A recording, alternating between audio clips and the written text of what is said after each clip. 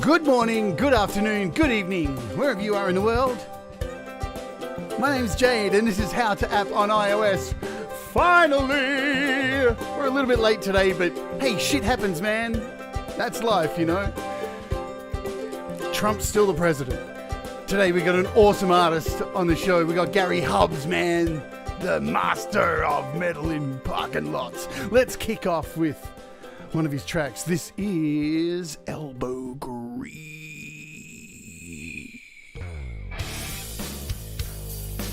Yeah.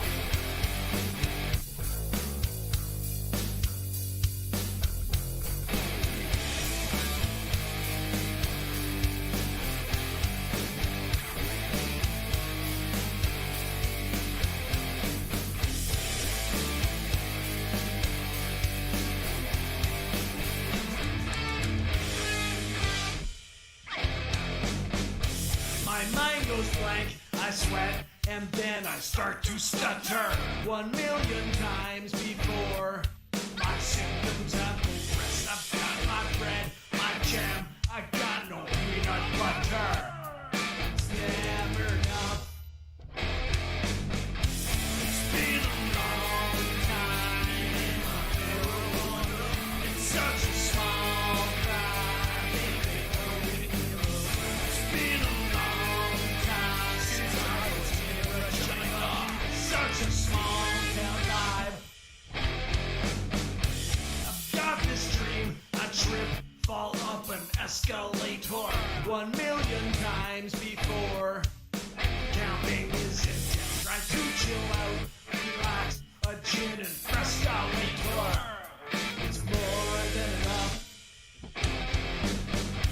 It's been a long time. Such a small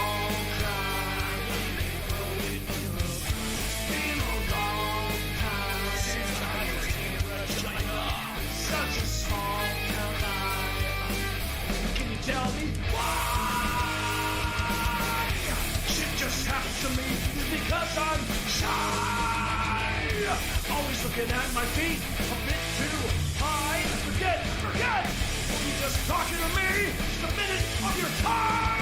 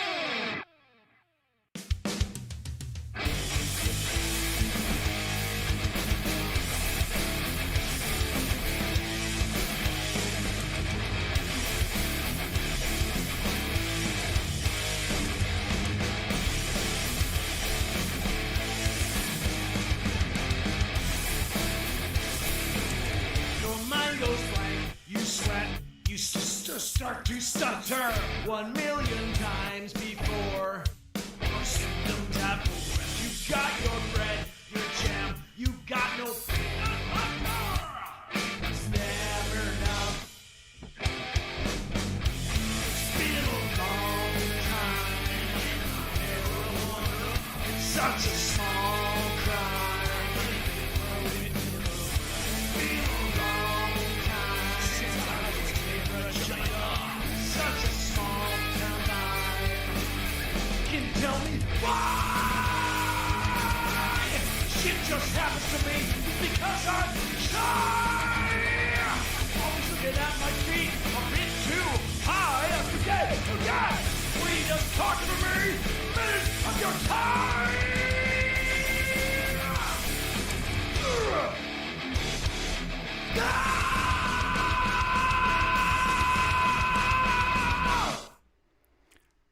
Yo, how's it going, everybody? Welcome to the show. My name is Jade. This is How to App on iOS, and that was and is Gary Hubs, and that was Elbow Grease.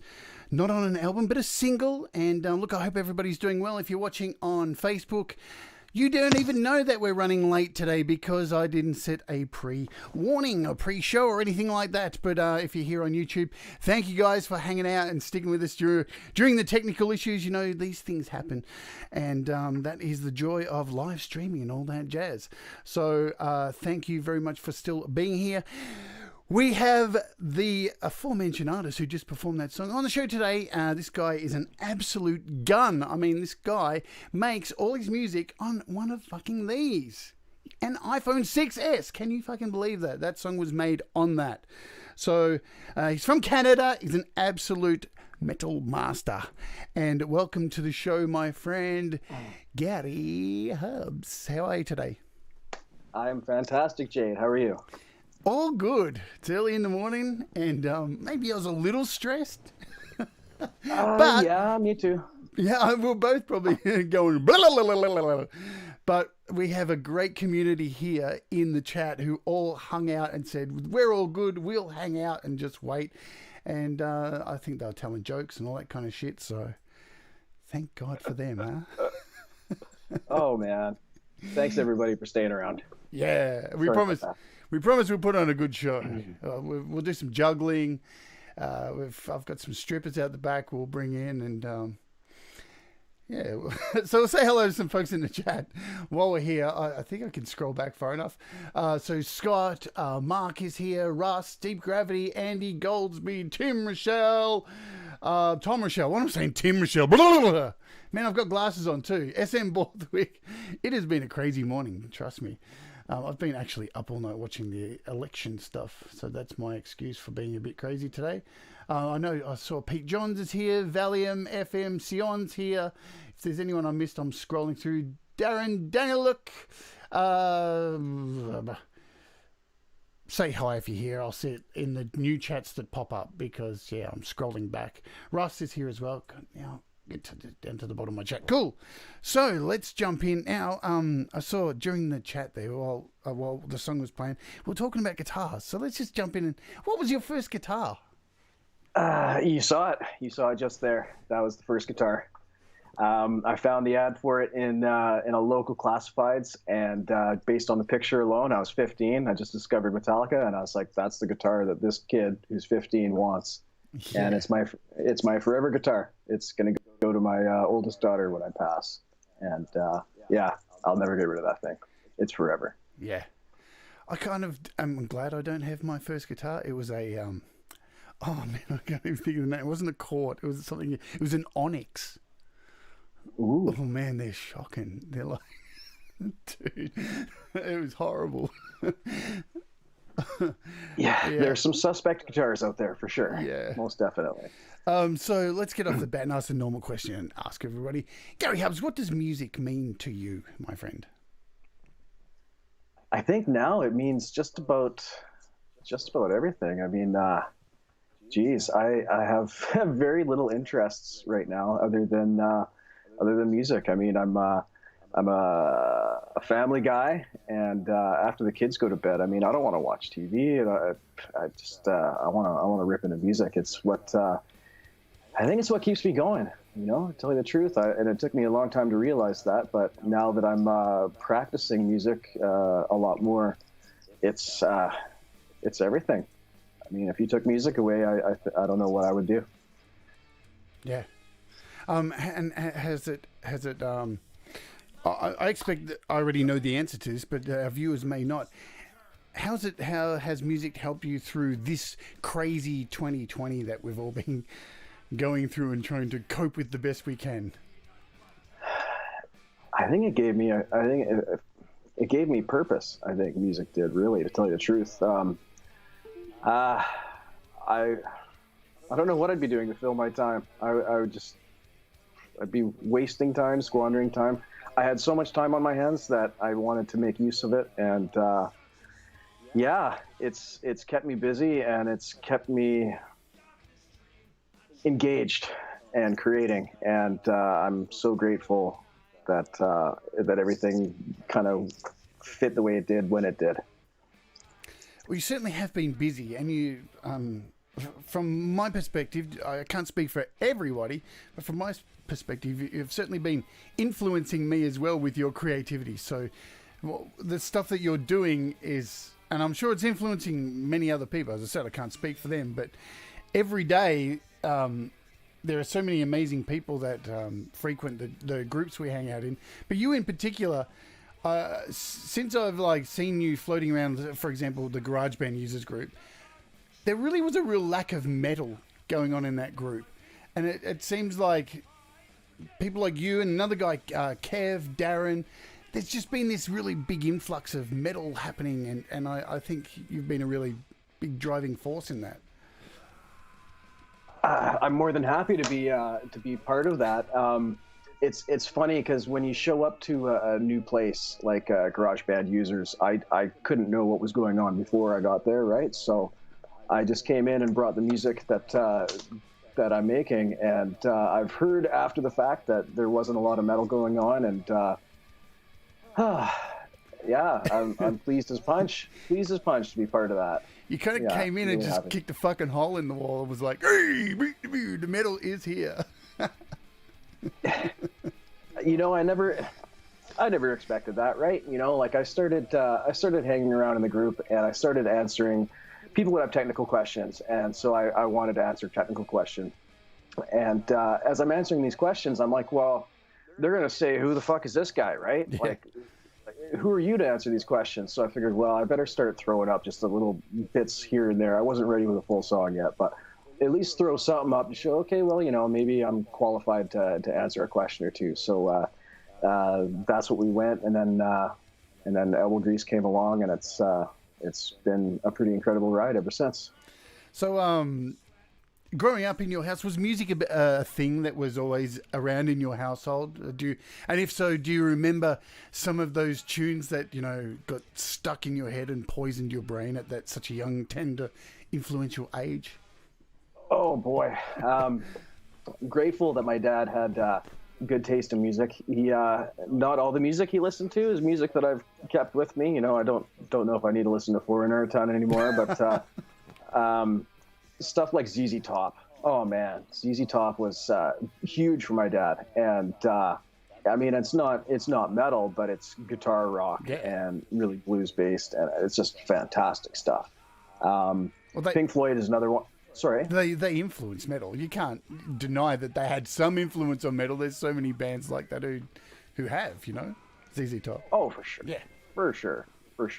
Another band that my dad was a huge fan of was Pink Floyd.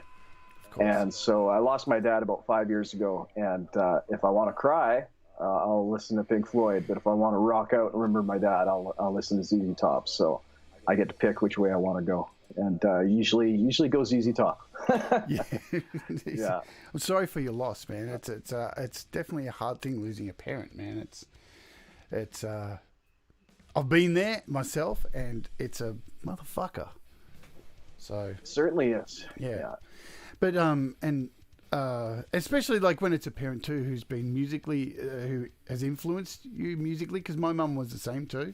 I think I've said on my shows, my dad listened to horse racing as I was growing up, and I just wanted to stick the fucking transistor radio down his throat because it was so annoying. But my mum listened to music, and if it wasn't for her, I wouldn't be doing music, So losing that person can be super hard, especially as a creator. For sure. One more thing about that, about the guitar. So yeah, this 15-year-old kid of me finds this classified and gives it to my parents and says, "I want this guitar for Christmas." And I think it was like $175, $150, something like that. And my mom told me years later that the night before Christmas Eve, I guess, getting ready to get the gift ready, she says that my dad just sat there and polished that thing up and shined it up nice, so it would look really good. Yeah, so. I lost my dad 5 years ago. Both my parents came out to our first ever show when the band played a live gig, and it was the most ridiculous thing seeing these 60-year-old people in a dive bar club with sticky floors. But yeah, he was proud of me that day. I remember shaking hands and saying that's what all that loud noise was for, Dad, and he was proud. Awesome. Yeah. What a sick memory, man. That's awesome. My dad came and saw me play a gig. Unfortunately, I didn't know he was coming, and it was one of the gigs where I decided to pull out a machete halfway through and cut my arm up on stage because I was a bit of a crazy person when I was in my 20s. And I remember getting off the stage and my dad shaking his head going, "You're never going to make it in this industry." It's like, well, whatever, dude. What do you know? Yeah. You're a sales assistant. Shut the fuck up. So many years later, here you are, right? Yeah, so, exactly. Yeah. Proved him wrong. So you mentioned like this band. So how long? Because from what I'm aware of, you're still in this band. This band's been going for a while. Yeah, this is still a happening thing. Yeah. We're like an annual or biannual get together now. I joke and say it's let's get the foul face Christmas party going and we'll rehearse for a Christmas around the holidays or something like that. But it literally is. It's just so hard to get people together. I mean, even before COVID, we were about twice a year, 3 times a year if we're lucky. You can't get anything done. We're a tribute band of ourselves, really. At this point, we're just playing the same old songs. Yeah. And we're not as good as the band was. We're not as good as the band was in the early 2000s. So it's kind of funny. I wish I had committed that stuff to tape when we were that age. I'd love to have copies of that. That's kind of why I'm recording now, is to capture it and not lose it, you know what I mean, to have a physical record that I can be proud of. So I regret that I don't have that for the band, when the songs were new and fresh and we were young, but it is what it is. So yeah. Look, I do have a lot of that stuff from when I was younger, and it feels good to have it, but then you look at the bag full of old cassette tapes that I can't play anymore, and I'm like, why the fuck am I still carrying this shit around? There's that. I've got boxes of tapes that when am I ever going to find the time to go through that and catalog it? Why would I even want to, right? It's like, oh, jeez. I guess when I move next, I'll just move that box into a different closet and, it'll just be an unopened box forever and ever. I don't know. My kids can deal with it when I'm gone. And now we have this box that we carry around with. It's a lot more compact, isn't it? Yeah, it certainly is. Yeah, it certainly is. So with all this, since COVID and you've started banging out all these killer tracks, you're in contact with the band, I'm guessing. Have they heard all this stuff? Like, what are their thoughts on this? Is this something that, are you going to go lead to a place where you're actually playing these songs with these guys, or how are you going to look at that? That's really interesting. I mean, obviously, I guess if I want to play live at some point, I'm going to have to, it's going to have to be a band. So I wouldn't be opposed. The weird thing is that all our songs have been written as 3 guys, right? Contributions from all 3 guys. Yeah. So it would a bit of a different dynamic to come in and go, okay, guys, here's a song, and I want you to learn this part. I don't know how that would work. And also I might want to play guitar at some point. So, in that band, I'm the bassist and the vocalist. So, geez, I don't know if those guys would want to join me as hired guns, I don't know. Yeah, the dynamic certainly changes because it's a balance too. I mean, here you are creating all this stuff. You're getting a head start on this stuff's getting played. People are hearing this stuff, and then you're bringing other people in. I mean, I've joined bands before where people have established and got music out there and always thought, oh, this is going to be easy. But then there's the complexity of stuff like the fans that you've got, how are they going to deal with the new people, how are you going to deal with 2 more people in a new marriage, with you being the controlling bitch in the marriage. Yeah. That's a tough call, because I mean, geez, like how do you say, okay, guys, we used to be equals, but now, I don't know. That'd be so awkward. Oh man. So you haven't thought like that this is something that you want to play live? I guess it's been hard because of COVID, and who knows what's going to happen with gigs and stuff. Is playing live something you'd like to do with this music?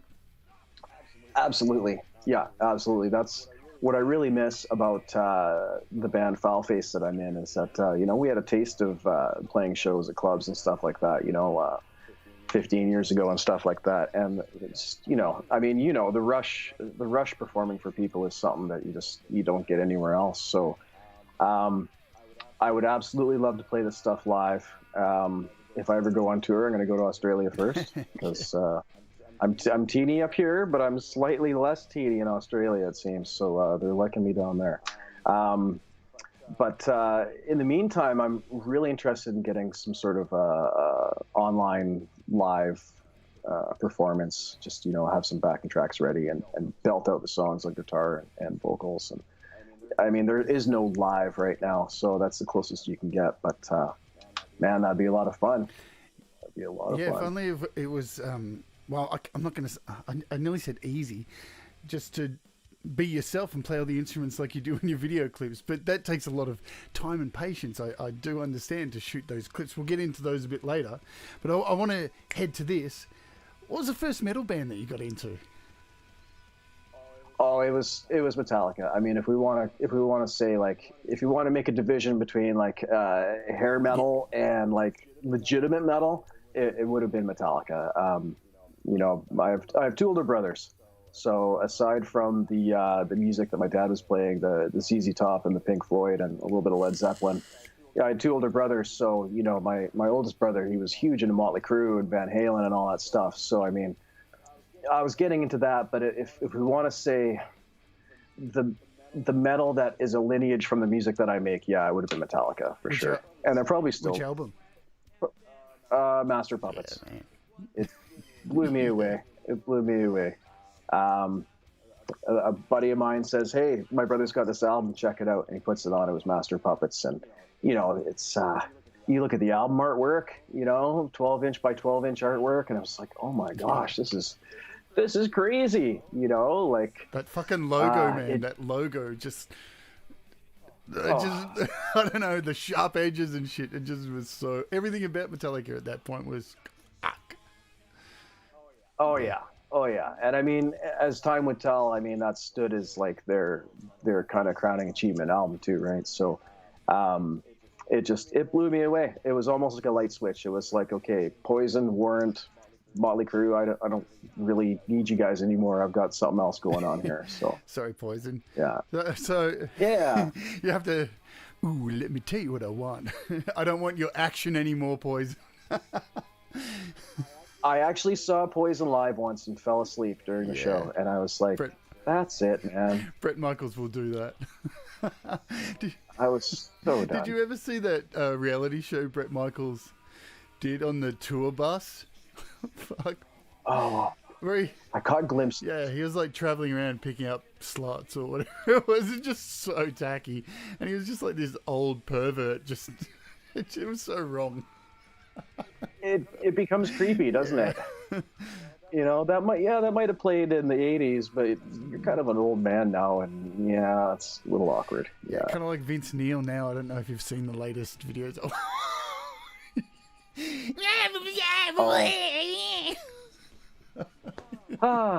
We all get old and we all lose something. I just hope I know when it's time to get the fuck off the stage and stay the fuck off the stage, because that guy should stay the fuck off the stage. Yeah, someone needed to talk to him. Yeah. I feel bad for the rest of the band that puts in the effort and shows up, and then this guy is just like, oh my God. Maybe we're being a bit hard on old Vince Neil here, but he's fallen quite far. Yeah, it is what it is. Yeah. So, I'll tell you too, like, I got into Iron Maiden, so I was into hair bands as well. I'll tell you a little story. My dad tried to be supportive of my metal love, and I was into Iron Maiden, and one day a friend just came to school and said, listen to this, put headphones on me, from a Walkman, and it was Slayer, Rain in Blood. It was that track, and that was the first real metal I heard. I was waiting to first class of the day in like year 7 science, put it on and just heard the dun, dun, dun. That fucking changed my whole fucking appreciation of metal, and then I found Metallica after that. What would you say would be top 5 Fave metal bands. This is going to be a ball twister. Okay. Okay, well, Metallica is going to sit at the top for me. Actually, no. Metallica slips in number 2. If we're gonna go metal bands, it's going to be Black Sabbath. Yeah, man. Black Sabbath, number 1 for sure. I mean, it starts there. Then I would say Metallica, Pantera. I mean, Dimebag Darrell is just. Oh damn! I'll tell you a little secret is that the tone bridge preset I use is Dimebag Darrell. Yeah.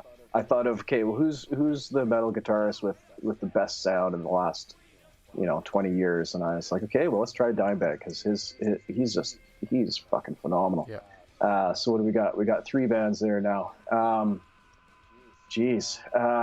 Anthrax. I was so huge into Anthrax at the time. I loved their sense of humor. Same here. Yeah. They didn't take themselves too seriously. They looked different, right? Like they looked different than all the Bay Area thrash bands. They had a kind of a New York kind of swagger to them. Well, they are from New York, of course, but they just it was like everything I knew was West Coast, and all of a sudden there's this East Coast band with just a little bit different sensibilities. And so let's see, that's 4. Who else do we got here? Oh, geez, 5th one's the hardest one. Oh man, I'm on the spot now. Jeez, think about your cassette cases. Fuck. Jeez. Oh, I never owned Slayer albums or stuff like that. I always thought they were like. It took me a while to decide that they weren't across that line.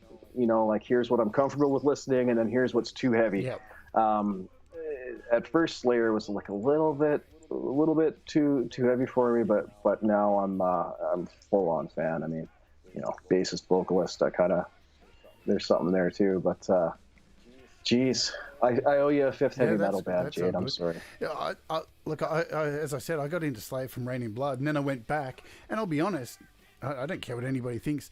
I kind of thought, the earlier Slayer stuff, not Hell Awaits, that was cool, but the first album was a bit gaudy, actually. It kind of reminded me of Shout at the Devil by Motley Crue, but without lipstick.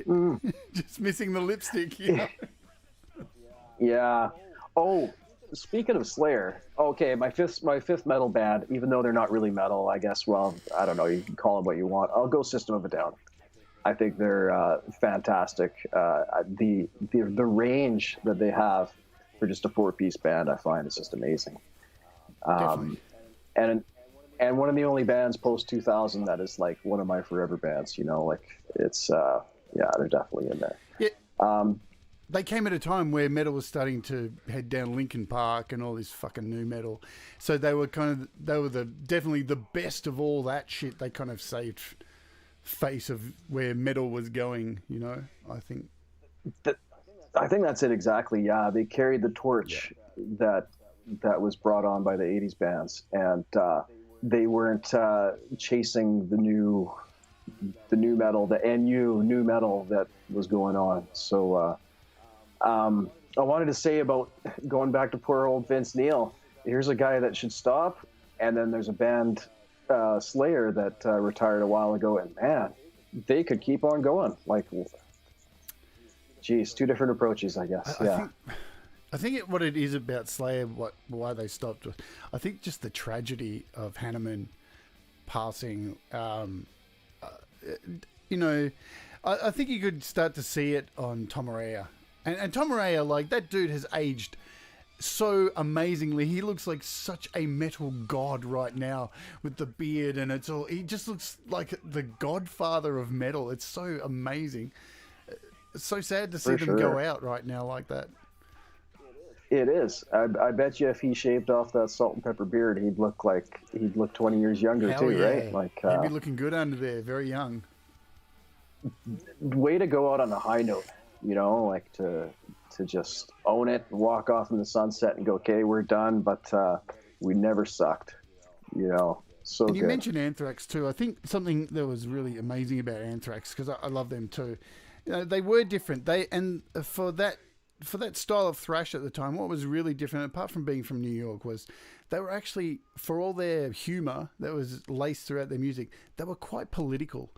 But political in a different way. Instead of bands are talking about, like, I don't know, Ozone and, I don't know, really frivolous shit, but Anthrax were hitting, like, you know, Indian reserves and fucking really deep political stuff at the time. So that's well, and then at the same time they were quite hilarious.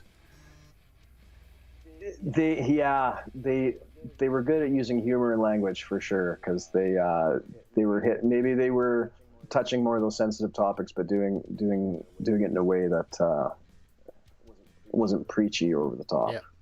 And have you heard the new Mr. Bungle album, just before we jump into another question? Because Scott Ian is playing on that, and Dave Lombardo's on drums. Fuck, it's awesome. Wow. It's fucking mean. I'll have to listen to it. I mean, I listened to a little bit of the little taster clips that are out there, but I should really get into it, because it sounds like something right up my alley for sure. Yeah, it's definitely it's brought back thrash in a big way. Timothy's in the chat and he's got a question, so I better ask that while we are here. Gary, what amp do you use live? Oh, okay. So I've never, in my band, I'm the bass player and the singer, and so I've never been the guitar player live in a band on stage before. I actually found GarageBand because I did not own an amp, and I wanted to play guitar, and I was like, oh, they got amp sounds in here. Oh, this is cool. I can sit here with my headphones and play guitar. I don't have a live rig. I don't have a setup. I'm here because I never had an amp. Do you really need one these days? I mean, I was looking at. I haven't owned an amp for years myself, and I bought a Spark, and that thing is just. It's only 40 watts, but you can mic it up, and that thing is the best amp I've ever had in my life. It is so good.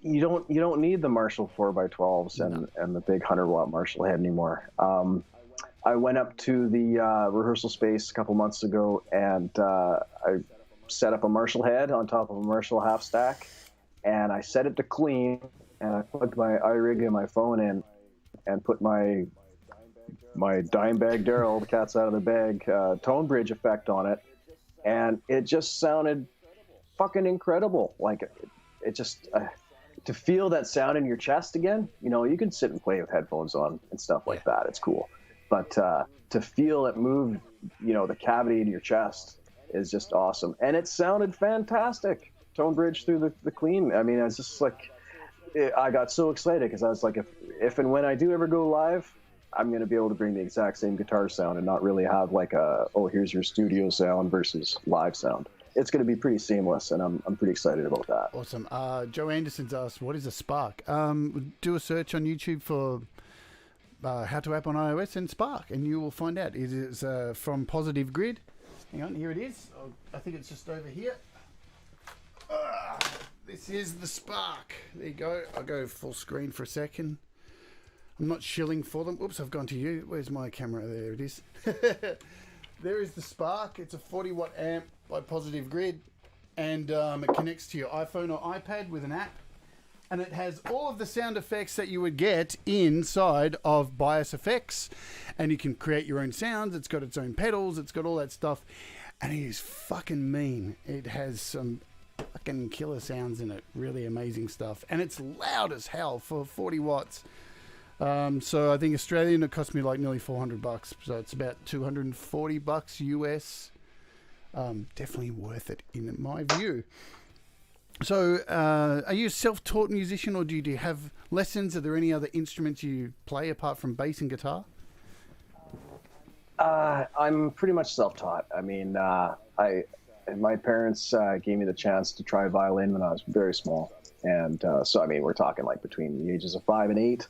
I guess. So I played violin, learned to read music, stuff like that. And then throughout school, I get the chance to try ukulele and then acoustic guitar.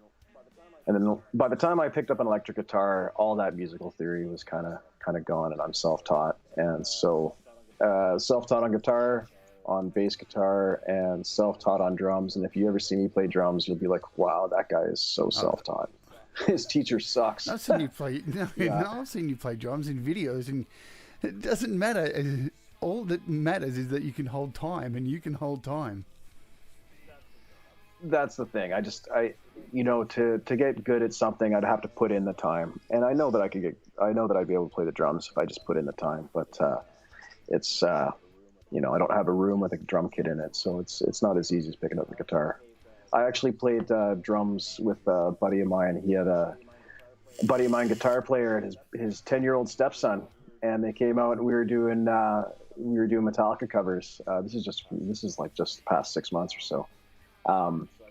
And so I figured that I could learn to sing and play drums at the same time, which is a completely different level of riding a unicycle and juggling at the same time. It's just crazy, but working on it. It's a tough thing to do. It's, there's definitely a skill set that you need to do to play. I struggled doing it. I for the first few bands I played in, I sung and played guitar. And as soon as I joined a band where I didn't have to play guitar, I was happy as fuck. I still was riding the guitar for parts, but just being able to jump around and throw myself at the floor and cut my arms open with machetes, that was where the fun was for me. In a way, I would love to be able to. I've never been a singer in a band live and not been tied to a guitar, right? Like to the bass guitar, right? So in a way, it's like I'd love to be free and run around and do all that stuff, but I got this responsibility here that the bass, the song needs a bass. So that must be such an amazing feeling to be free and just, let's crowd surf, let's jump in, There's it'd be great. Because it's like filling air. You've got to always be able to fill the space, and it's a responsibility. And I think for me, always have to. Just me personally, I always feel the need to do too much, so I would always go way too far. But then I'd look at other bands, where you just see a singer standing there like fucking holding the mic. Like when I saw Alice in Chains, I was like, dude, are you alive up there? Like, do you want to let go of the mic stand? Man. That was before he died. Rest in peace, mate. But yeah, I can't imagine. I mean, like, if you ever get to see me live and I ever get to play live again, you won't see someone just standing there. That's all I can say. Promise you that. You're going to see someone who is got to wipe the sweat off their head in between songs, because I'm bringing it and giving it for sure. Yeah, I wouldn't expect anything less, because I've seen your videos. So we'll jump there first, because what I'm going to do, you know what? Let's just I'm going to play another song, because I want to play all three of your songs today. So we'll play one now, and we'll end on the other one. So what we'll do is we will play Parking Lots, because that's going to lead into the next question, and everybody loves a segue. So if you want to mute your mic, I'll mute my mic. And folks, if you haven't heard this before, and if you have, you're going to hear it again, because this is let me just get my screen and all my business right. This is, God, man, I'm not together today. We'll go full screen there. This is Parking Lots by Gary Hubs. Oh, yeah.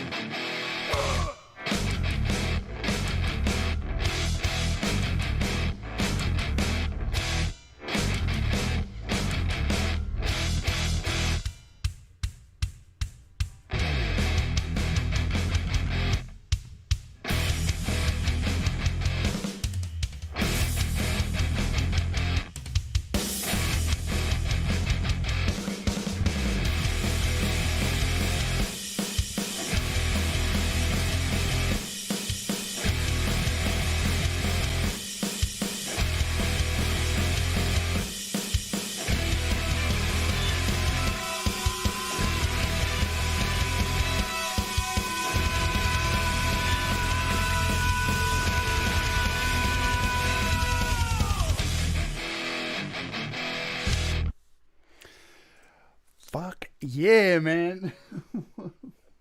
What a song, man. That's one of my favorites. Every time I hear the opening riff and your vocal, man, please take this as high praise. You absolutely, it just reminds me of Tool so much. And that's a really hard thing to do. You just created a whole different sound than your other songs in that one.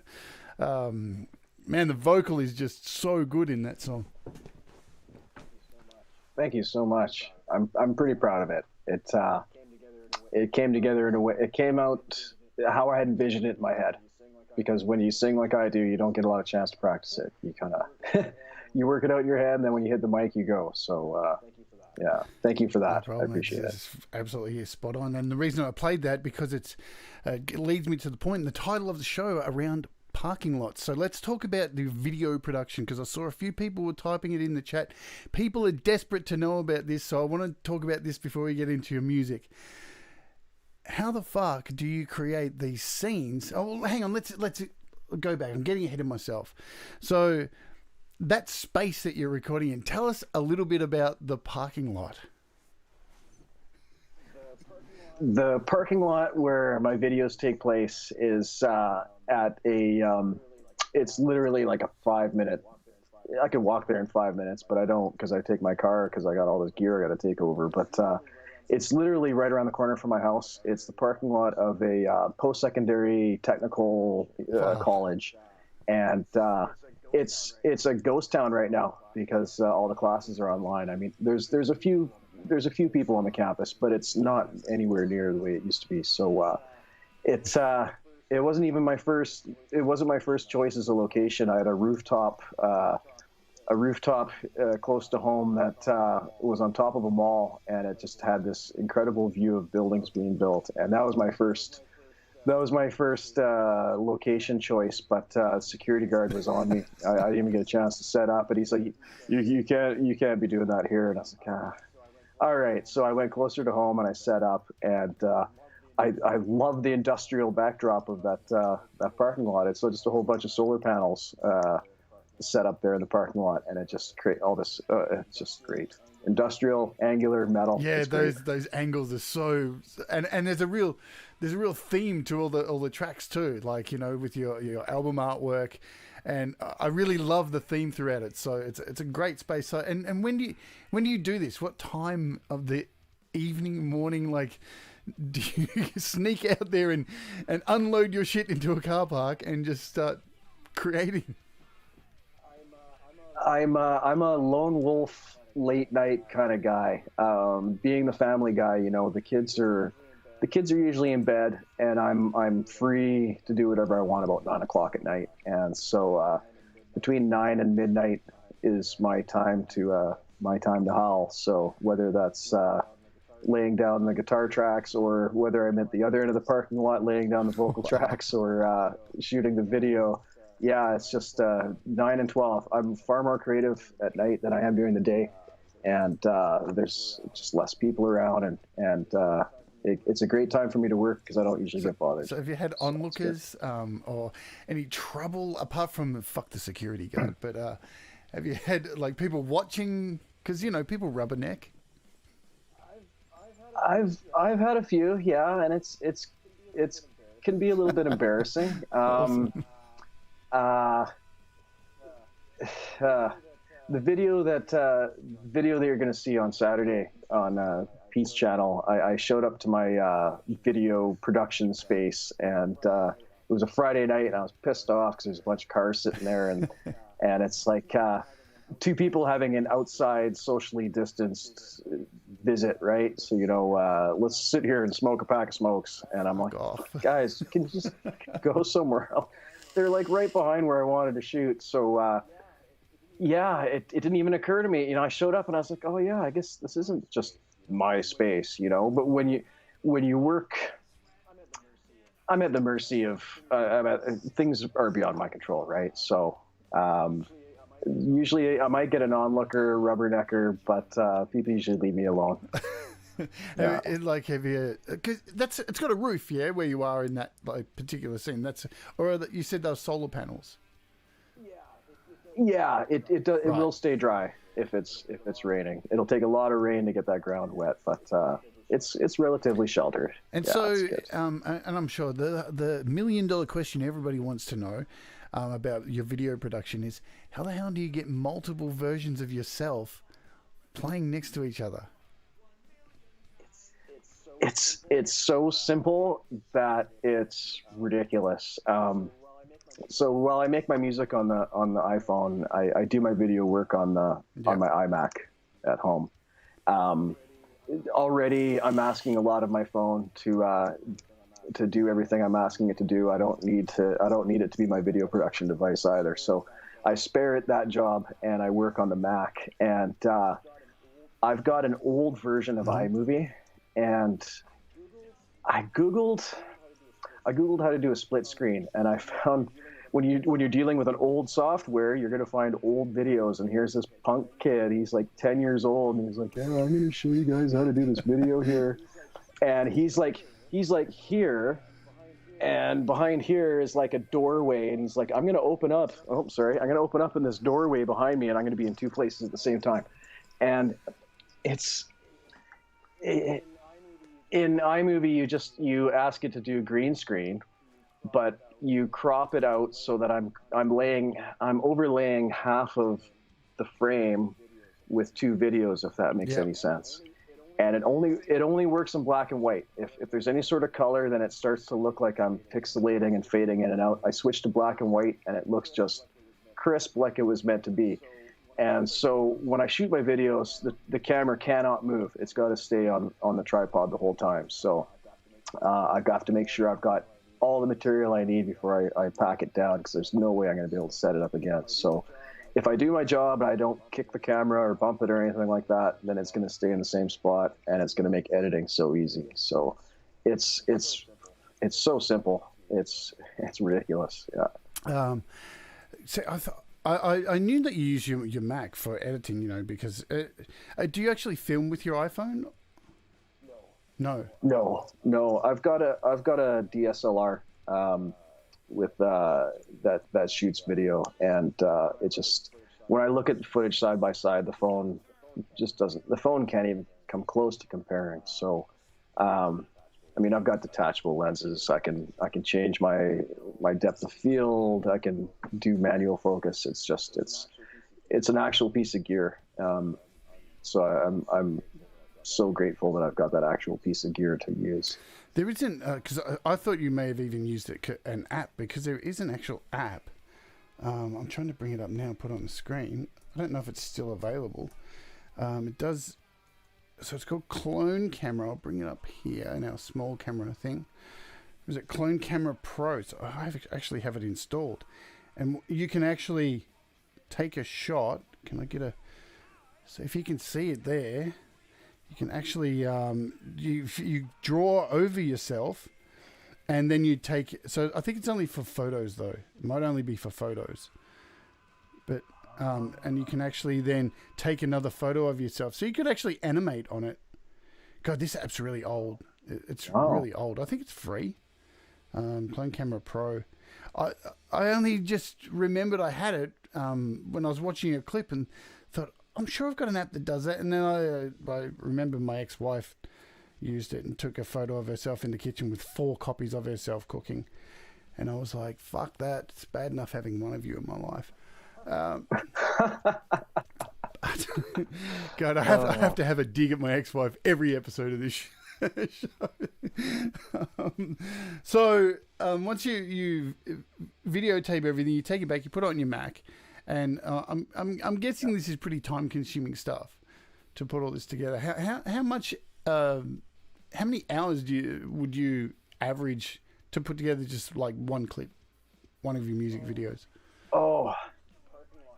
Parking lots was super easy because I went really lazy, and I figured, okay, well, it's going to be one unbroken shot. So 2 unbroken shots really, one on the guitar, one on the bass, with my quick costume change in between. But it made editing super easy because I wasn't scrambling to find the shots. Like it wasn't like the way you approached your video for World Divided, or even my video for Elbow Grease, where different camera angles and all that stuff. It was lazy as all hell, really, if you want the truth. You know, if I had done different views and stuff like that, I probably would have synced up things better. But if just going with one continuous shot, I was like, it's good enough.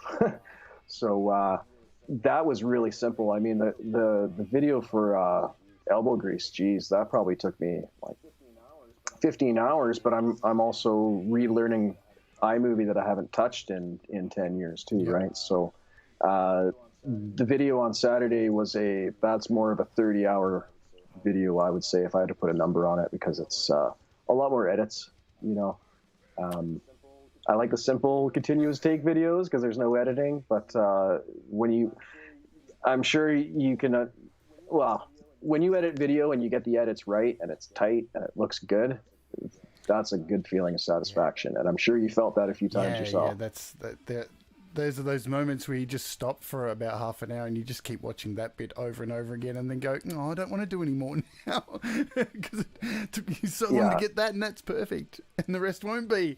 But sometimes you just got to stick through and go when you're on a roll. And I know, like, I'm not going to go too much because into your new clip, which is premiering on Saturday your time, Sunday my time. But I haven't seen all of it, but I've been privileged enough to be given a sneak previews, because we're pretty close on, and we message each other a lot on Messenger and share each other's like shit that we're doing.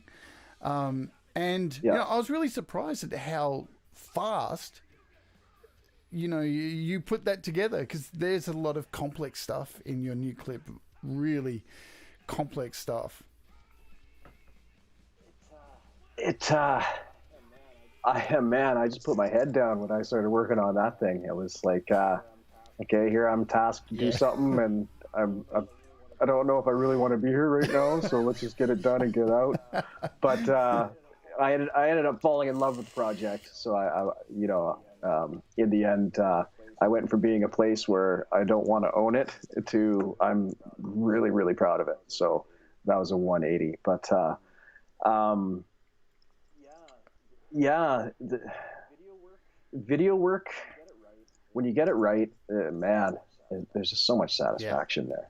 It's like, you know, it's just to hear a song by itself and it sounds good is great, but then to put visuals to it, it's just like, it's just another level, right? There's some people doing some really good videos out there, and I kind of wanted to just go, okay, I see your video and I'm gonna jump into it too. So yeah, it's so good to see, like, and there's more and more people from our community here and over on GarageBand user group and Create Record Release who go through our Pete's channel on Studio Live Today, who are not only the level of music that we're all like creating and supporting each other with is getting better and better at this pace that is just unbelievable. It's like we're all going through our hormone spurt at the moment for music, thanks to COVID. But seeing people's like video skills pick up, and just people are just creating some amazing stuff. I feel so bad for established musicians right now because they're getting left in the dust. Oh man, and we're doing it with like homemade stuff and in our homes, and it's amazing. Yeah, I would be scared too, because we're coming, you know. It's really good. So just transitioning, because I'm going to get into music now, how you make your music. You also had like these clips where you were doing lyric videos, putting the lyrics on the actual stems in GarageBand. Which one is it? Are all of them like that? So Parking Lots, are these the working edits or? Elbow Grease working edit is the best one. Fine. Yeah, I went back to the well to try to do it with Parking Lots, but I don't think it was as good. So yeah, talk us through it, because I put up on the screen as well. So let me go full screen. There we go. So it's up there. So basically, what you're doing is, this is the right video, yeah? I think so. Yeah. It should be, yeah. So yeah. You explain it. What you're actually. Is this the right one? Okay. I think I'm just showing off all the different. Here we go. Yeah, it's happening. Before the lyrics come in. Yeah. See, here we go. Yeah. So.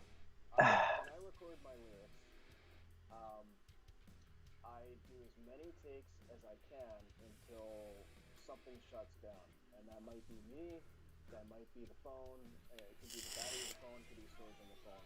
Usually I'll know when it's time to stop, but I'll have a lot of takes in the bank, so I will record as many vocal takes as I can and then sort it out later.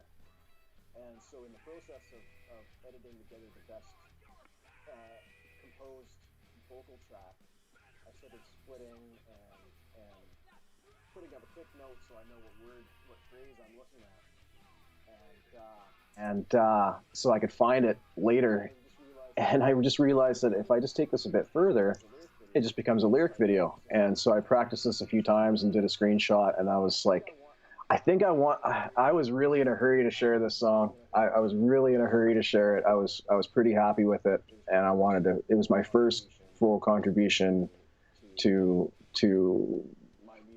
my music publicly, the first full song, and so I was in a bit of a hurry to get this, and it just came to me that I was like, I don't have to shoot this crazy video for it. Like this can do, and it was a lot of fun.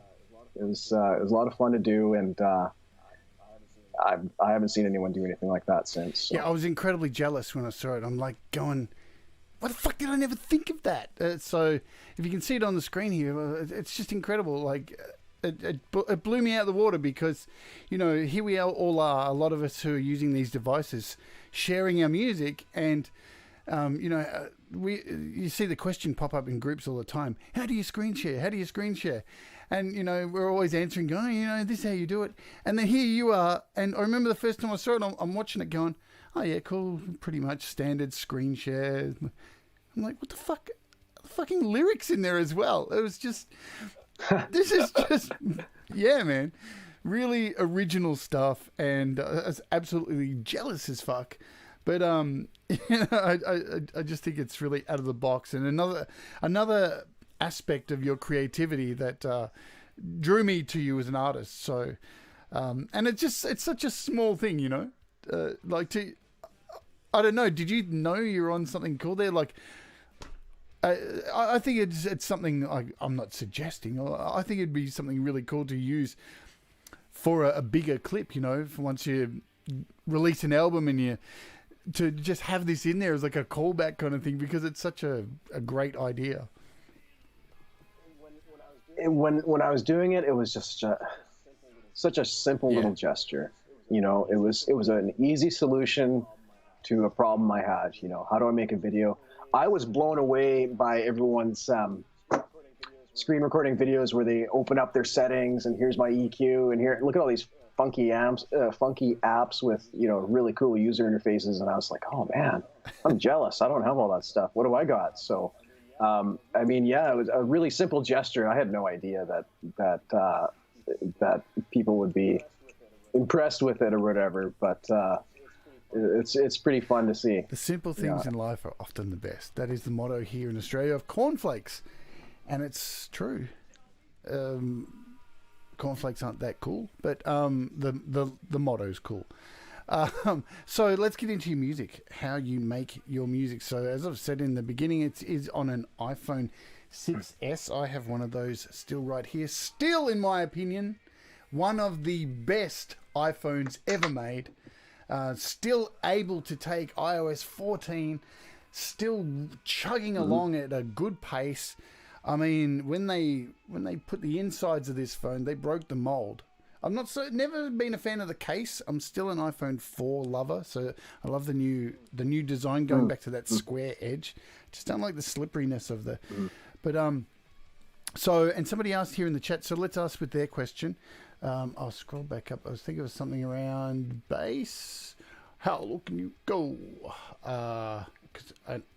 Do you start with a bass track first to inspire your guitar? And that was from Timothy. Timothy's got some good questions today. Usually I start with a guitar, to be honest. Although Parking Lot started with the bass. That was all the bass, and then I knew where the guitar would go once the bass was set. But for something like for most of my songs, it starts with the guitar first. So keep in mind that that for 20 years I've been playing bass in a band and not being able to play guitar in a band. So, you know, I'm a kid in a candy shop now. You know, like the bass is almost, I hate to say it's neglected. Sorry, bass, but I'd hate to say it's neglected, but it's not the shiny new toy right now. The guitar is the shiny new toy. So for the most part, I will start on guitar and the bass will come after. But in a lot of my music, to tell you the truth, the guitar and the bass are doing quite similar things anyway, because I just want that crushing sledgehammer wall of sound. So, I mean, it could really go either way. I'm more likely to pick up the guitar first if I just want to, like, hammer something out, though. Well, the bass certainly isn't neglected in the songs, though, because you always have very driving bass lines underneath that guitar, and I think that's what defines your sound, because you can with your guitar playing, because the bass is so driving, you're able to do a lot of cuts with your chugs and have those spaces and jump in, and that driving bass really keeps the song going along. So it's certainly not neglected when you're playing it. Sure, okay. I appreciate that. So I hope your bass is feeling better now. I'm just consoling it.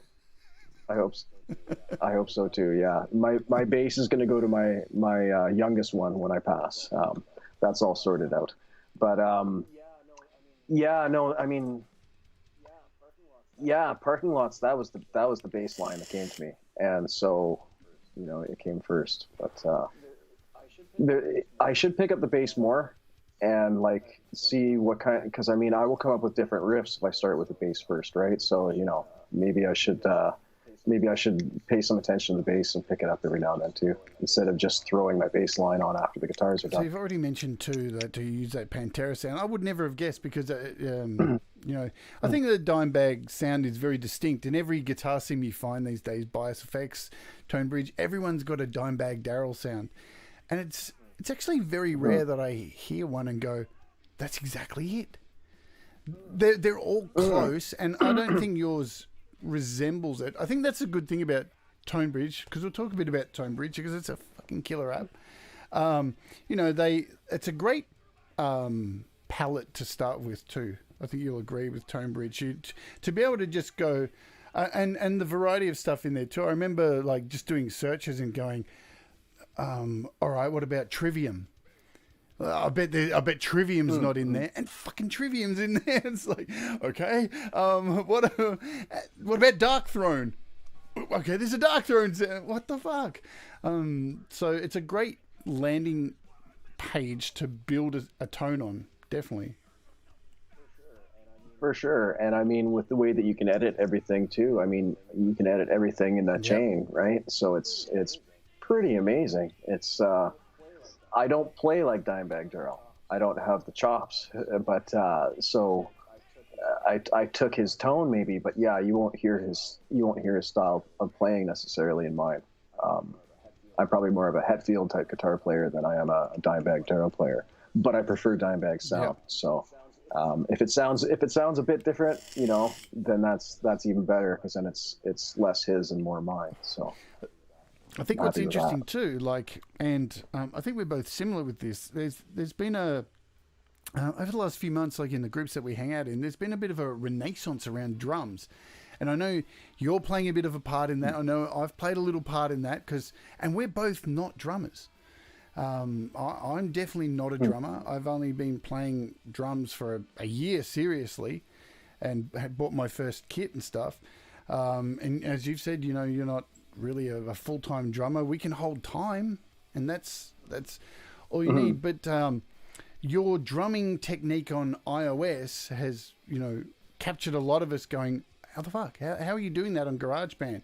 Because I know personally for me, I started splitting tracks apart, and I've done many shows on it here on this channel, and then moving them across into something like Auria to be able to get the bass tones that I wanted.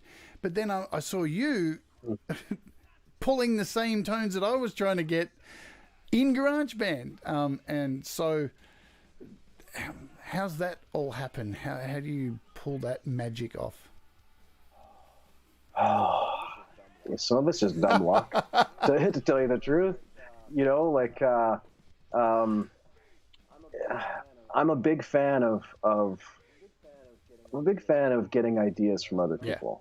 Not stealing ideas, musical ideas, but production ideas and stuff like that. So I forget where I got the idea to put a little bit of distortion on the snare. I saw it in someone in a comment in the Facebook group was just, mentioned distortion on the snare, and I tried it and I was like, well, fuck me. That just sounds incredible. So the bass drum, I mean, you can watch all these tutorials talking about small moves and stuff like that. And I was like, let's move this slider. Let's just fucking yank this thing around and see what happens.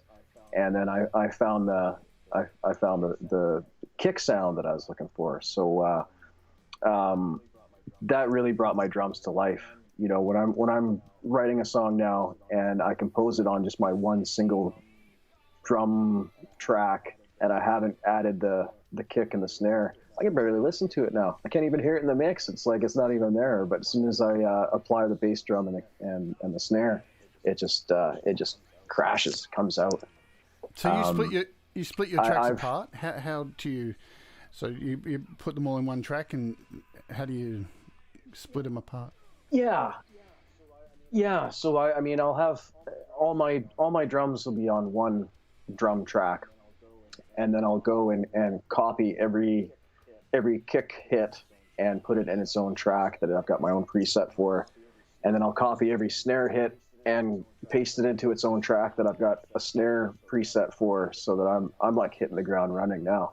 And my original drum track still contains the entire drum kit, but without the additional bass and snare, it kind of disappears. The drum set would sound like shit if it was all inside of how I treat my snare, and same with the bass drum. It's the blending of all of them that gives it its complete sound. Is there a particular drum kit that you use too? Ooh, I think it's heavy. I think it's heavy. The funny thing, I think so. Yeah. The funny thing is that once I had everything dialed in after Elbow Grease being the first song, took me a long time to get to where I wanted to sound wise. And once I did, I preset everything so that now I can just load up. I mean, I eventually want to have an EP of these songs and have them collected on an EP. So I want to have it sound like it was recorded at the same time in the same studio, the same engineers, that kind of thing, right? I want the continuity. So these presets allow me to just jump right in. And unfortunately, because I'm using these presets, I can't remember what's exactly inside of it that makes it sound the way it does. But I just know that I layer it on and it works. And that's it gets me going. That's a good problem to have, where you don't have to think about it. It's plug and play. Yeah. It really is. Fantastic. So you talk about having an EP. What are the plans for that? So I'm gathering like these 3 songs are going to be a part of that. Yep. Oh yes. Yeah. I think I've got a magic number in my head, 5. I think 5 is a good number for an EP. What I would like to do is, so that means I got 3 in the bank and 2 to come. And I think that I will, once I get 5, I'll release an EP. And then I kind of want to, it's going to sound silly that I want to tweak my sound for the sake of tweaking my sound, but I want to have a second album, or a second EP, and have a slightly, this was recorded at a different time, maybe with a different engineer. You know what I mean? Like I'm not gonna reinvent the wheel or throw away something that works, but just to add a little bit of, like if we go back to Metallica, for instance, Bastard Puppets sounds radically different than Justice for All, and radically different from Ride the Lightning. Like they all have a unique sound.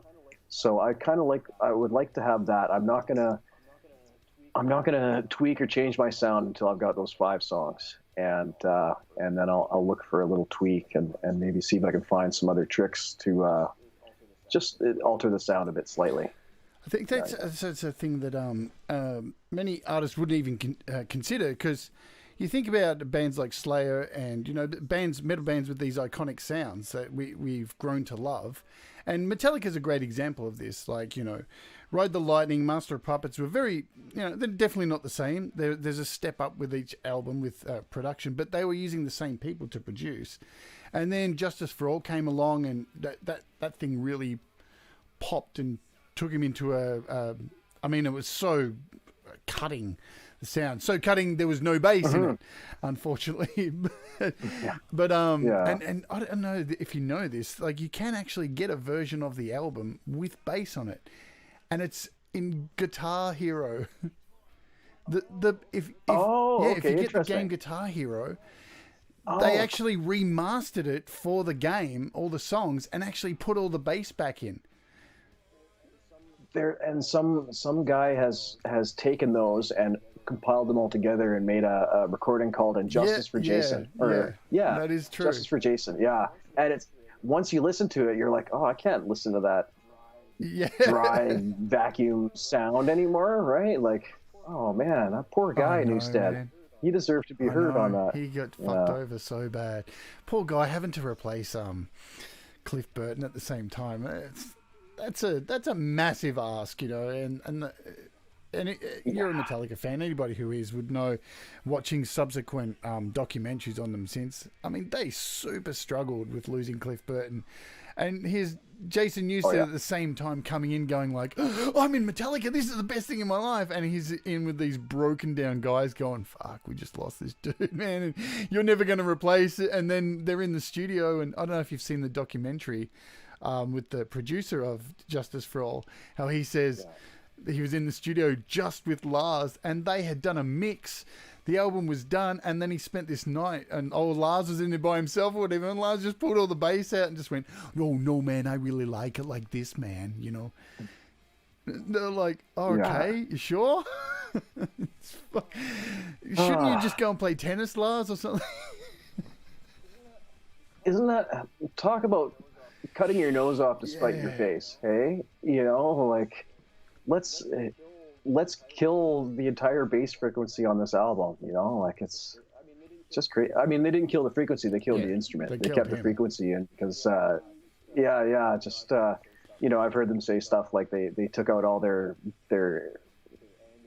anger or frustration about losing Cliff. They took it out on this poor kid who was a fan, and they said, we didn't want to, we want to beat the fan out of him, so we're going to treat him like absolute shit and make him invisible on the record. So yeah, welcome to the band. And bye. But I think the point I was trying to get to, like, when you've got an iconic sound that you create for yourself and you create fans, the hard thing that used to be, like, recording in studios, and you'd go to a new studio and there's all new gear and you may have a new producer and you're trying to capture that sound at the same time. And it's literally impossible. There's always going to be some kind of difference. But as what you were saying there with being able to do another EP and control the sound that you want is an advantage. And again, another advantage over like these old school studios, which seem like dinosaurs now, to be able to actually seriously say, I want it to sound like this, different from the last one, and have purpose and intent behind it instead of just going to another studio and hoping it's going to sound what you want. You know what I mean? It's funny that you say that, yeah, because I mean, there's probably people who worked in studios back in the day. They're like, "Oh man, you're telling me that you're like intentionally going to change the sound? Like, we are working night and day to try to recreate that sound, and you're just going to change it because you want to." But to me, that would make it just feel organic. Yep. You know what I mean? It would feel really organic. Like.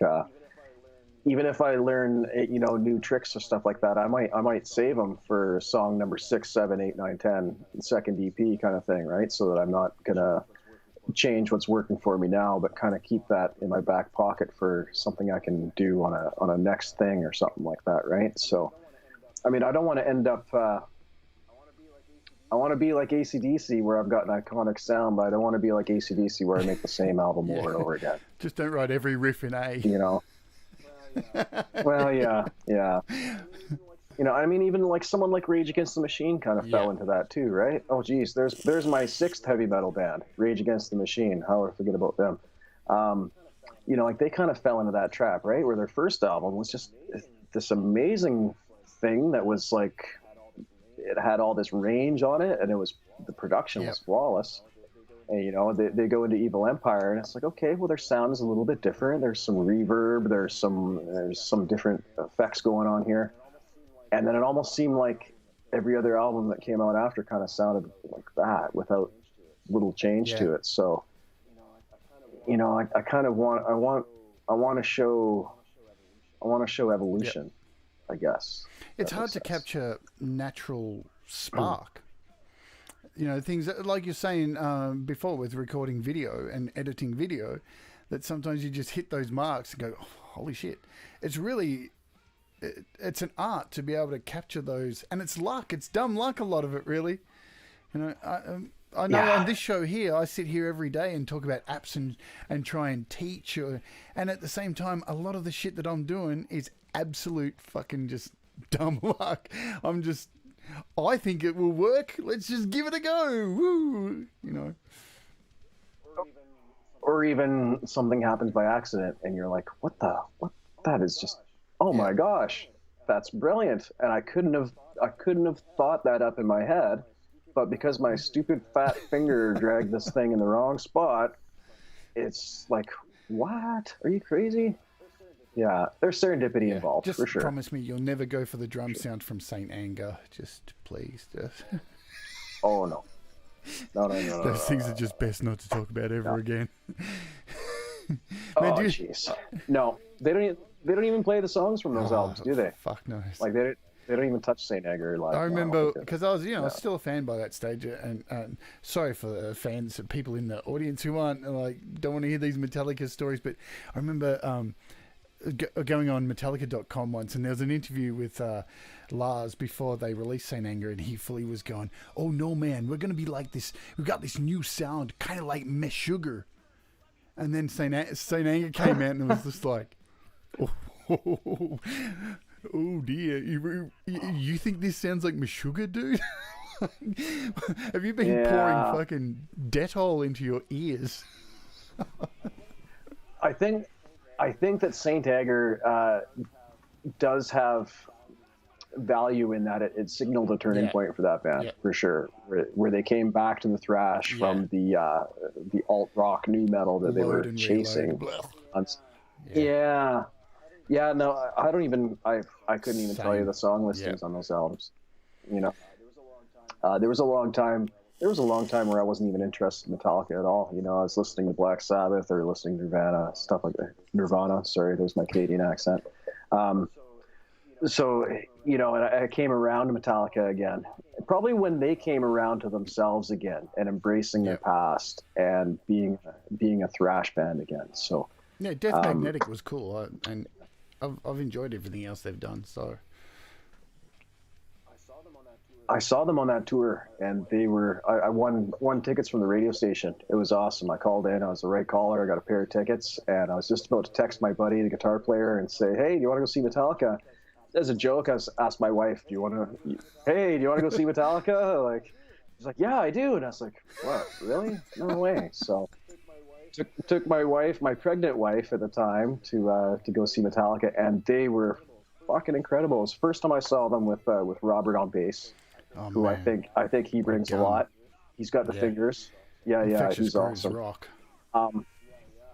Yeah. And another thing about that is that, well, I mean, here I am, an adult now, going to see Metallica, and when I was a kid, you'd spend your $35 on a ticket, and then you'd spend $35 on drugs and alcohol and get fucked up and not even remember the show, right? Yeah. How was the show? Well, I remember having a really good fucking time, but I can't tell you what they played. There's a lot of distortion for 2.5 hours.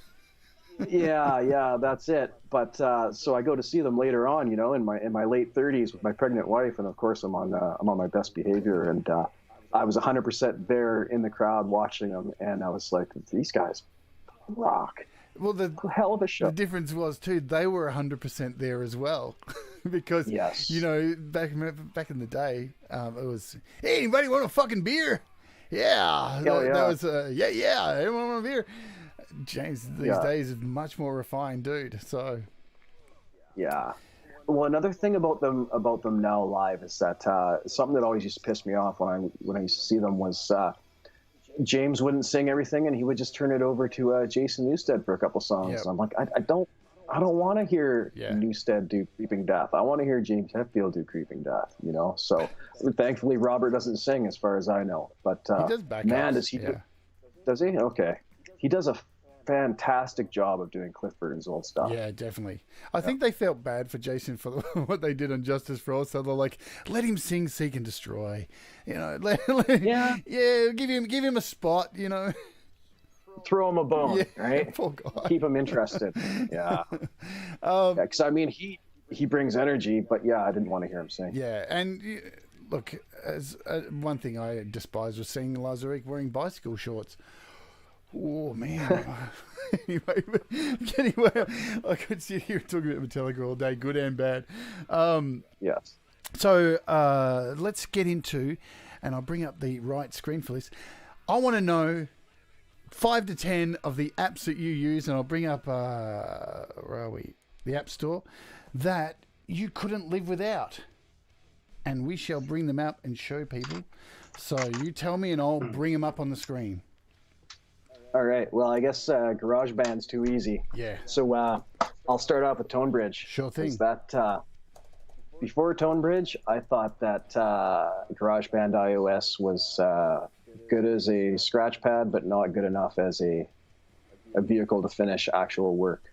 So I agree. I agree. The guitar tones were lacking. I remember recording a demo of Elbow Grease and sending it to the guitar player in the band, and he says, "Yeah, man, it sounds great, but that guitar sound though, you know, THO, you know, when someone says though, and you're like, oh, okay, I get it." Yeah. So I found ToneBridge, and I was like, oh, this is the real deal. So I mean, what a fantastic app. You know, it's interesting too. The guy who makes that, so he's the maker of this as well, of Ultimate Guitar Tabs, of that website.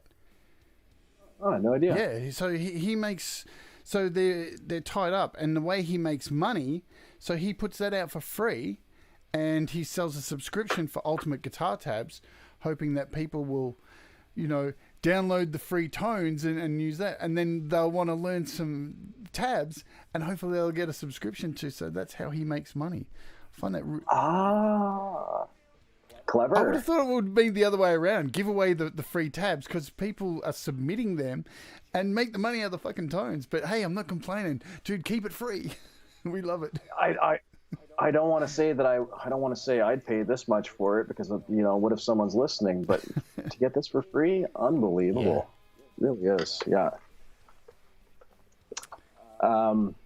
Another app that LRC5. LRC5. I love that thing. Oh yeah. What is it about this that makes you happy? Well, what makes me happy about that is somewhere in my system, I've got ground issues or something. Maybe it's the high gain sounds I'm going for. I get a lot of buzzing. Yep. And so the LRC5 with the really, really narrow cue points you can get, I can just carve out this little nasty little piece of sound and try to get rid of it's LRC5 is a cleanup tool for me. Let's call it that. It's a problem solver, a fixer, and a cleanup tool. I wish I could say I use it proactively. I use it reactively. When I've got a problem, I send in LRC5.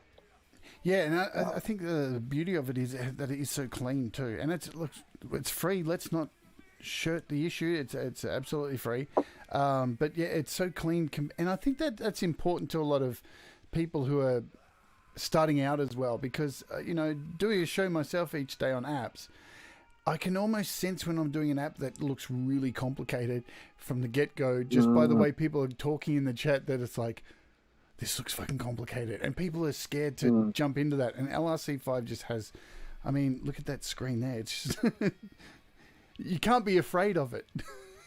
No, it's not going to win any awards for grace or elegance, but it doesn't scare you away by its appearance either, for sure. Yeah. Yeah. And Pete says, so you're saying that if you've got a problem, you solve it with LRC5. Oh, Pete. I can't pay the rent this week. LRC5, jump in for me, man. Yeah. I think I get the reference Pete was going for there. Yeah. So, yeah. Yes, Pete. If when I got a problem, I'll solve it. Yeah. What else in your magic bag of tricks do you have there, my friend?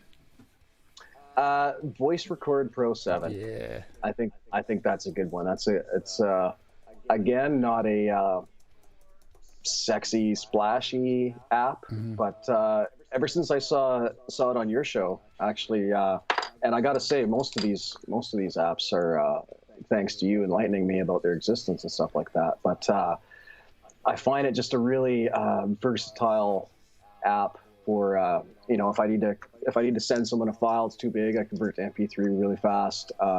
I've used it to change. I used it to change the playback speed of the crickets that are on the beginning and end of Heartbeat, so that they went with the tempo. I've used the pitch shift inside of it to rescue bass tracks for both Elbow Grease and Parking Lots.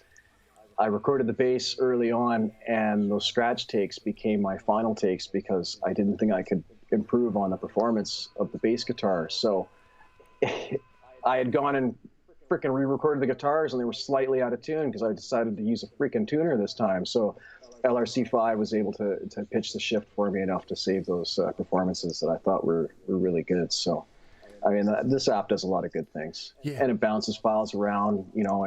The way it connects with the Files app, it's just it's a pretty cool little tool.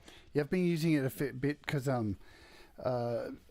forgot. Lately I've been getting some radio airplay, and I got a bit more coming up for my songs, and they were all asking for MP3s. I'm like, what the fuck? I feel it's almost like going back to a cassette. Like everything's M4A now, and you just get so used to it with Apple products. This does that. This does MP3s, and it's super handy to have. And just quickly throw down an MP3 in here, and it's free again, folks. So if you don't have Voice Record Pro 7, get it. It's free. The ads are unannoying. Like they really don't bother you at all. Does anyone else see a pattern here? Free. Free. Yes.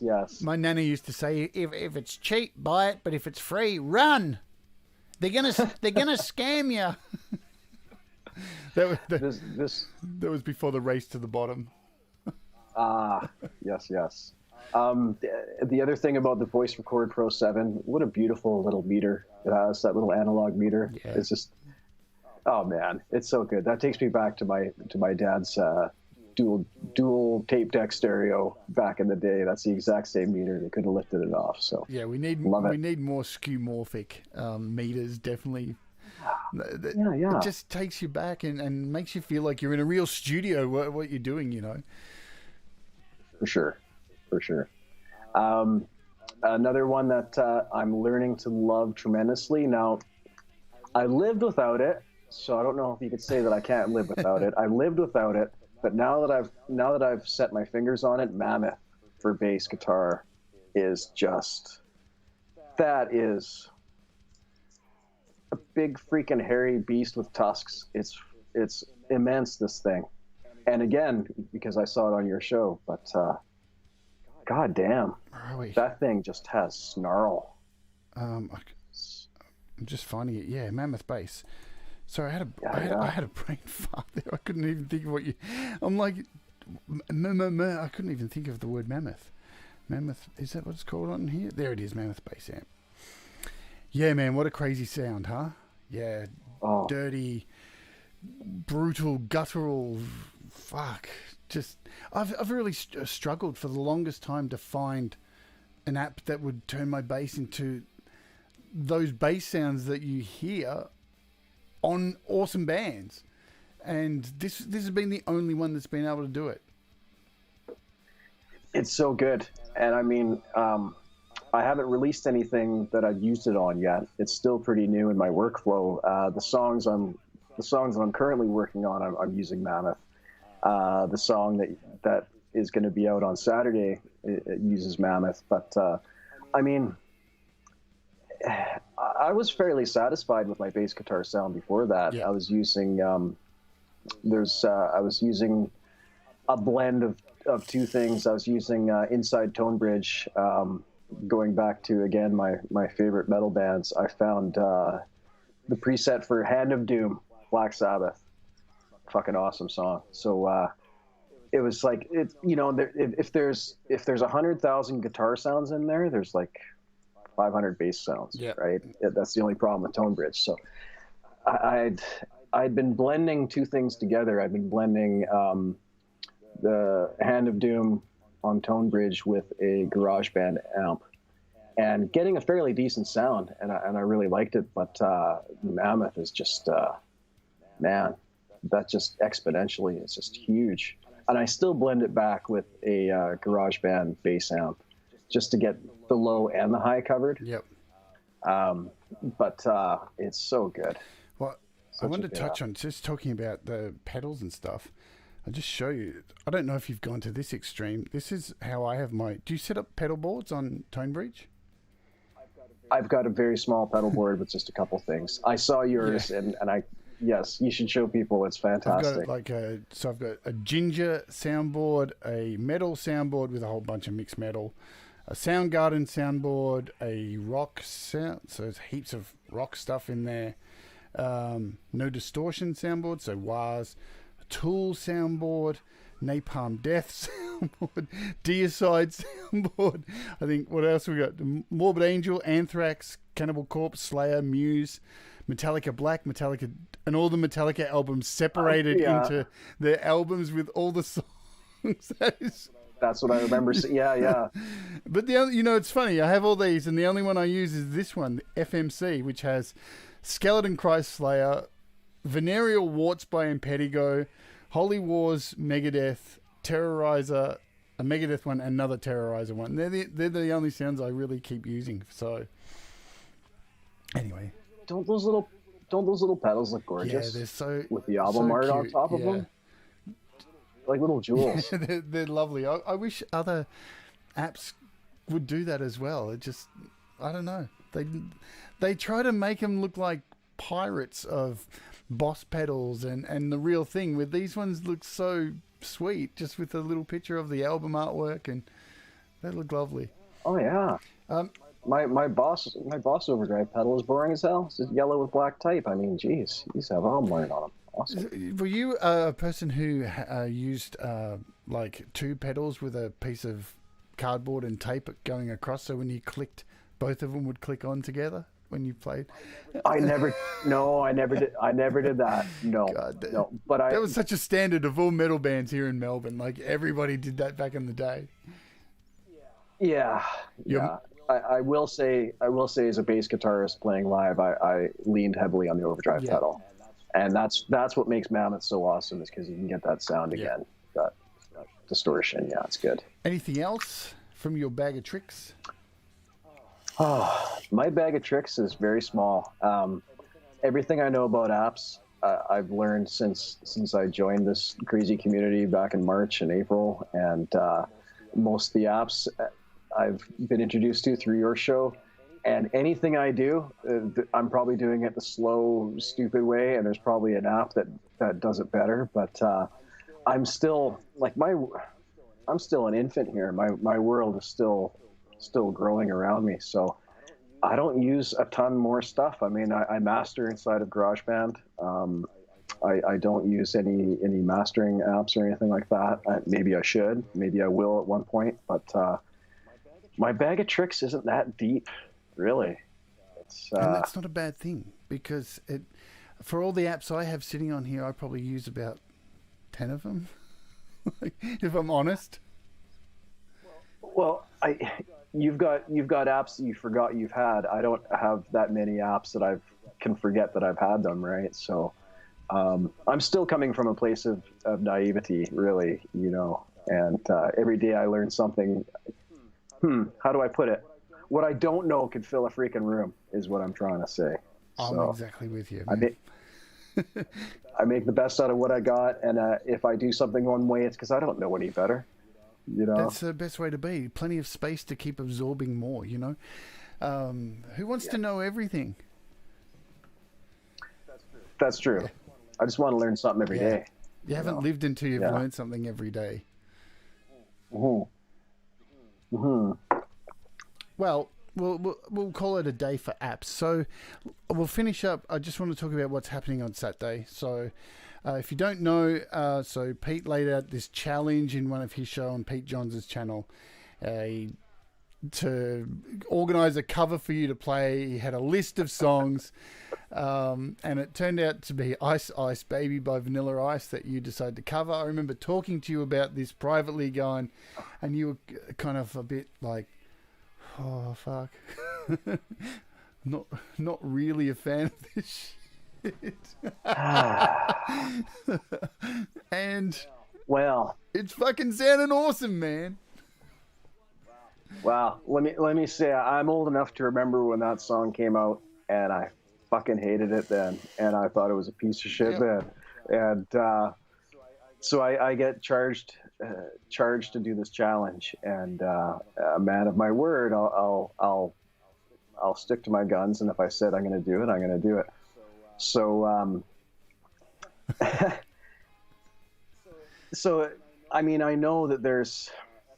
SM Borthwick mentioned that there's a lot of metal versions of that song already. In fact, Vanilla Ice did his own heavy metal version, and I hadn't heard these versions, and I was like, I'm not going to listen to them because I don't want to influence what I'm going to do with this song. But at the same time, it's like, I'm going to keep doing what I've done for 30 years, and that's not listen to that fucking song. And it was pretty easy, right? I've already been doing it, just so stay the course.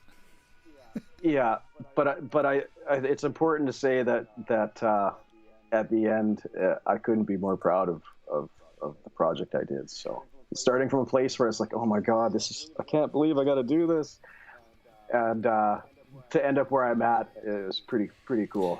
Well, you know my opinion on it. Like I'll tell you a little story. I don't know if I've told you this privately, but so I don't even know if I said this on a show before. So I used to work at this store here in Australia called Clark Rubber, and we sell foam and rubber goods and chair tips and just shit that you wouldn't find in normal stores. And one day, these two guys came into the store going, "Oh, we want some really tight, close-knit foam, industrial PVA foam." And I got talking with them, and they wanted about an inch thick and these square pieces. And as we're talking, they go, we're the road crew for Vanilla Ice. And I was like 20 years old and Slayer t-shirt kind of person. I'm like, oh, wow, how unfortunate for you to be a part of that shit. And my girlfriend at the time fucking loved that kind of music. And I thought, hang on, there's no one here around at work at the moment. Everyone's on their lunch break. And I went, hey, if I give you a discount on this foam, you give me some passes to come and see Vanilla Ice? Thinking, fuck, what am I doing, man? I don't want to see this fucking shit. And they gave me backstage passes, and I took my girlfriend, and I wore a Carcass t-shirt just to be total fucking, I'm metal, and I'm not fucking fitting in with anyone, like you do back when you're young. And I got to meet him backstage. And I shook his hand. He was all sweaty, and he had those parachute pants on. And he signed my girlfriend's t-shirt, and still not impressed. Still think his music sounds like balls. But so you doing this, and now that I've told that story, I've said this to you. Are you going to release this as a song on digital distribution? Are you going to actually do it? Ooh. That's a good question. Let me put it this way. I wouldn't be opposed to it. Let's talk on Saturday to see if it's possible, but I'll just say that. You know my opinion. I'm going to say I think you should, because the only drawback I will say is that sometimes, like I had Adam Glynn on the show, and his band Frankenbach did Don't Call Me Baby. And it kind of stuck with them for a long time because it got charted here in Australia, and then they got known for it. And I think your version of it is so fucking good that could happen. But what a perfect way to propel your music career, even off the back of that. So, hey, you take what you can get. But that's my opinion, and I'm sure we're going to find out more about that on Saturday. So, what is happening with that? Can you tell us how we can see all that? I imagine right around now, Pete's probably going to, in the chat, put up links to that. I believe it's, I only know Pacific Standard Time. That's where I'm at right now. It's going to be, I think, 1 p.m.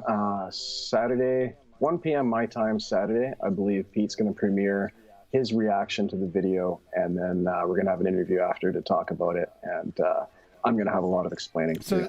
And there's going to the same time as what this started. Well, I think so. If I get on there in time. Well, it'd be a lot easier on Pete's show because he uses StreamYard and I'm a bit more difficult. Yeah. But so you're doing 2 shows, yeah? There's 2 shows. Yeah. Well, the first show will be the a premiere, and then you're talking about it with Pete. Yeah. So I mean, I will be there. I will be there in the chat with bells on. The that chat is going to be worth $1 million to me because it's going to be so good. So this is I can't say too much about this video coming out except for it's going to raise a lot more questions than answers. It's fucking good. That's all. Trust me, people, it's banging, man. And like, hey, if you're a fan of like Anthrax and Bring the Noise and all that kind of shit, man, this takes me back there. It doesn't sound like any of the other metal versions I've heard of this song. It's got its own flavor. It's very uniquely you.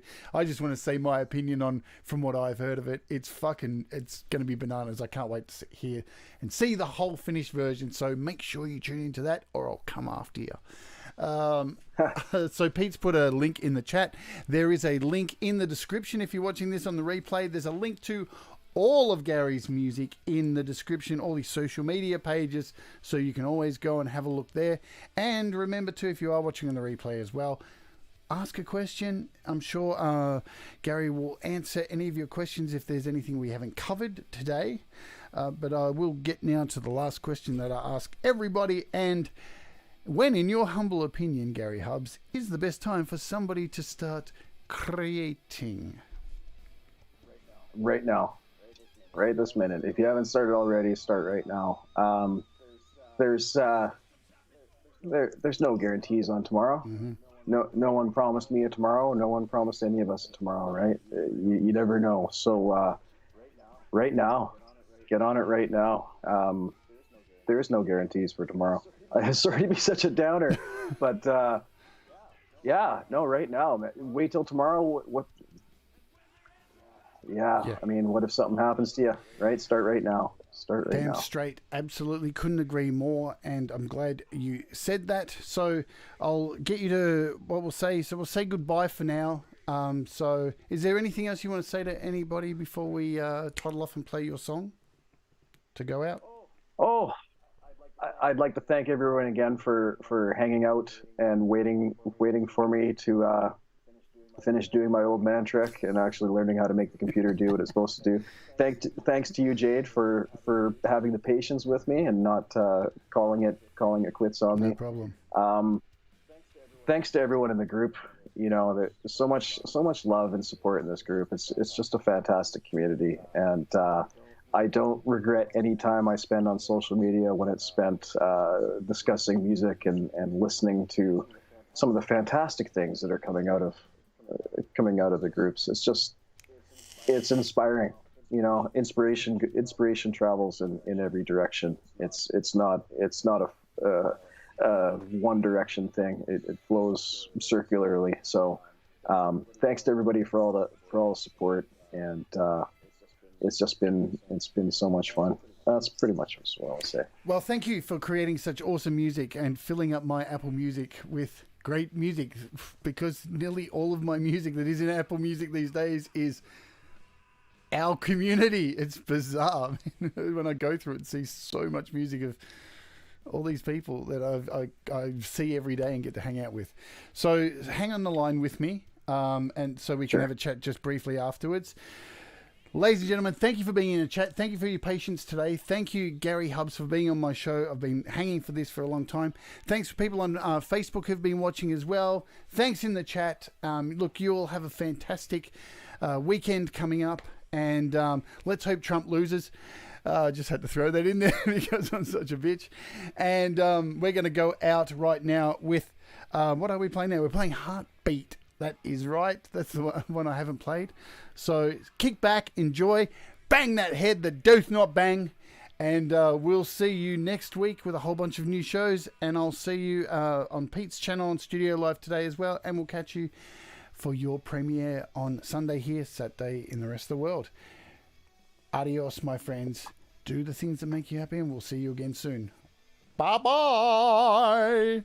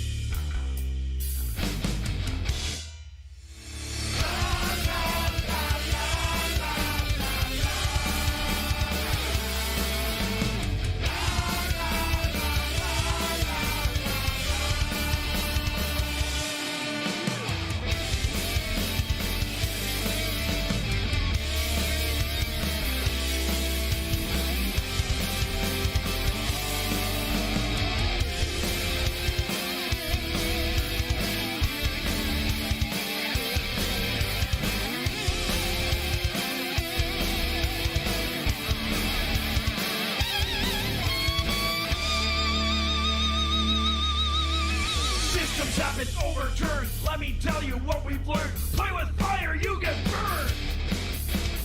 Can't escape the course we've set. Mass extinction, growing threat. Haven't got a safety net. Overthrowing. When there's not enough to eat, blood will stain the streets.